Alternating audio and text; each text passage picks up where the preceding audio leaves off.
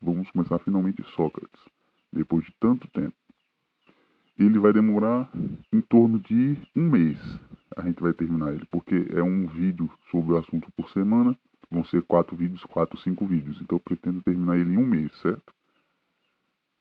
Aí, se vocês quiserem aí se manifestar nos comentários, não, eu quero mais cedo e tal. Aí vocês que decidem. Aí é a escolha de vocês. Só que eu pretendo terminar ele em um mês. Porque você fica uma semana digerindo o assunto. Então, vamos lá, galera. Hoje vai ser só umas pinceladas básicas. Eu vou fazer só algumas pinceladas basiquinhas sobre Sócrates. Só que antes de entrar nele, como sempre, você já deve me conhecer aqui no canal. Eu nunca faço uma coisa só. Sempre é uma coisa ligando com a outra. Então, eu vou fazer uma pergunta para vocês. Vocês perceberam algo em alguns vídeos que eu venho dizendo? Se vocês não perceberam, eu vou dizer agora. Vocês perceberam que existiam certos filósofos que criavam escolas? Perceberam isso? Foi algo que eu deixei intencionalmente. Só falei, mas eu não expliquei, porque eu deixei no ar. Aí agora eu pergunto para vocês: para que escolas? Essa é a questão. Vamos entrar agora. Esse vai ser o primeiro assunto que nós vamos adentrar. Vocês podem ver que Parmênides tinha uma escola e todos os outros filósofos dessa época tinham escolas.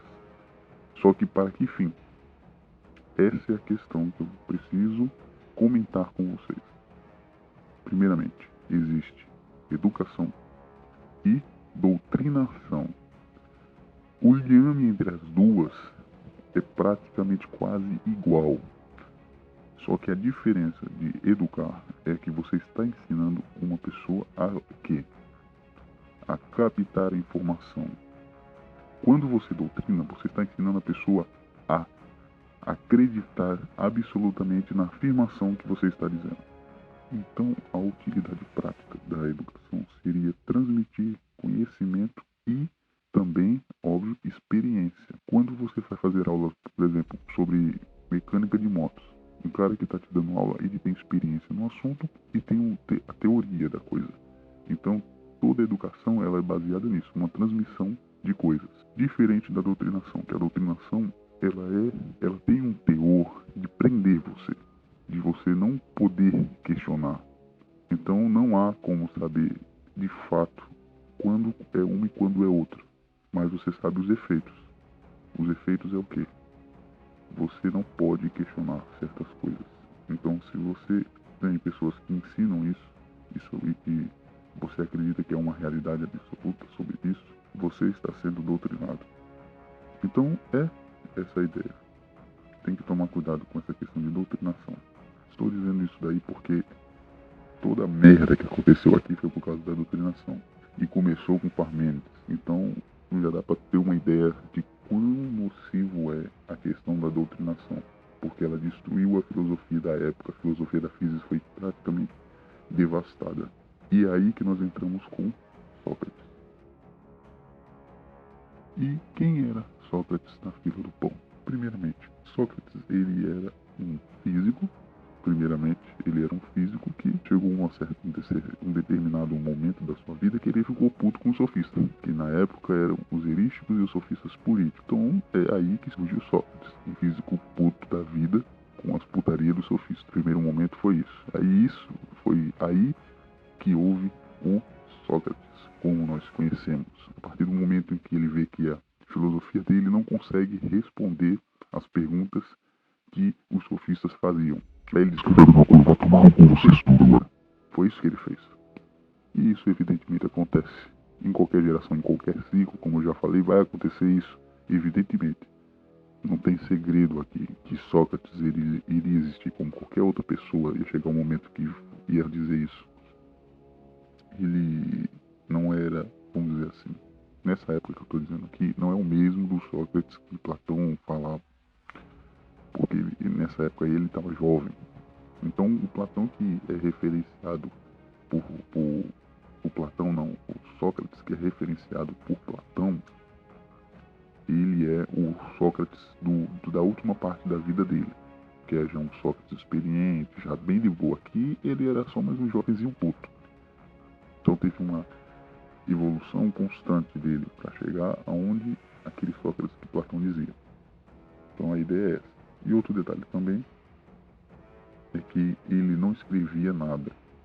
Todas as lições dele eram passadas oralmente. Todos os ensinamentos dele era tudo oral. As pessoas que se quisessem escrever, escrevia. E aí é que vem o problema. Porque aí já viram aquela brincadeira do telefone sem fio? Então é a mesma coisa. Então muitas das coisas que ele disse, com certeza, deu zoeira. Então vocês podem ver que nos Socráticos Menores, que vai ser o próximo tópico, antes de entrar em Platão, vai ter muita merda. E é exatamente por esse fato dele não ter escrito nada. Era tudo oral.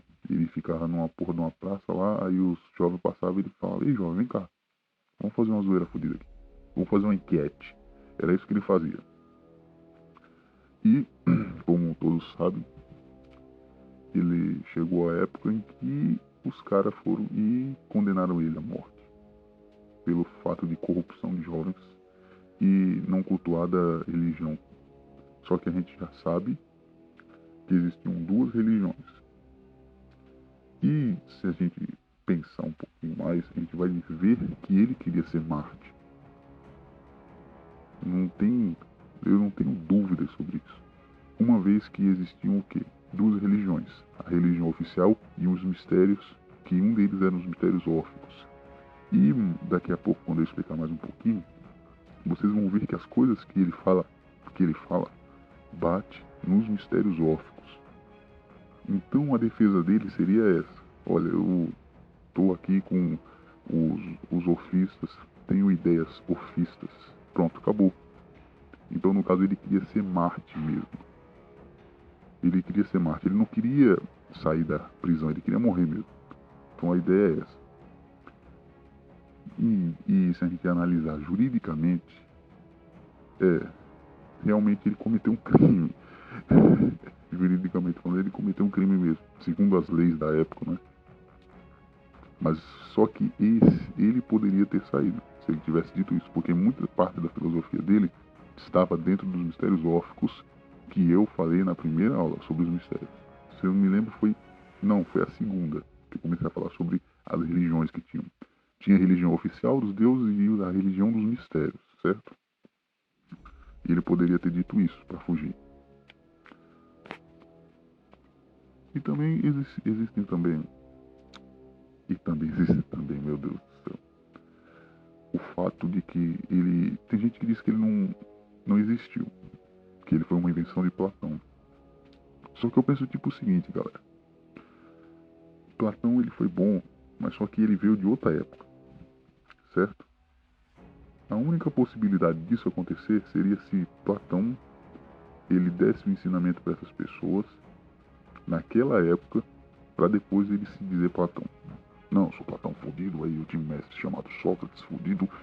Só que antes de Platão já existia os socráticos menores e tal, já estava difundido isso. Então é uma coisa que não tem como ser inventado, a não ser que o próprio Platão estava naquela época e depois de um tempo veio como Platão. Porque existem os socráticos menores. Então ou seja, antes de Platão, de se dizer Platão, existiam pessoas que já falavam sobre Sócrates. Então existem outras vertentes além de Platão. Então alguma coisa aconteceu antes de Platão. Então só existem duas hipóteses. Ou Sócrates realmente existiu, ou Platão ele inventou isso daí naquela época e depois ele apareceu. Só que isso é o mais improvável, porque todo mundo ia saber que Platão era Sócrates, uma vez que ele não ensinava escrito, ele ensinava oralmente. Então Platão ia ter que ser oralmente, chegar lá pro pessoal falar tal, a não ser que ele colocasse uma máscara.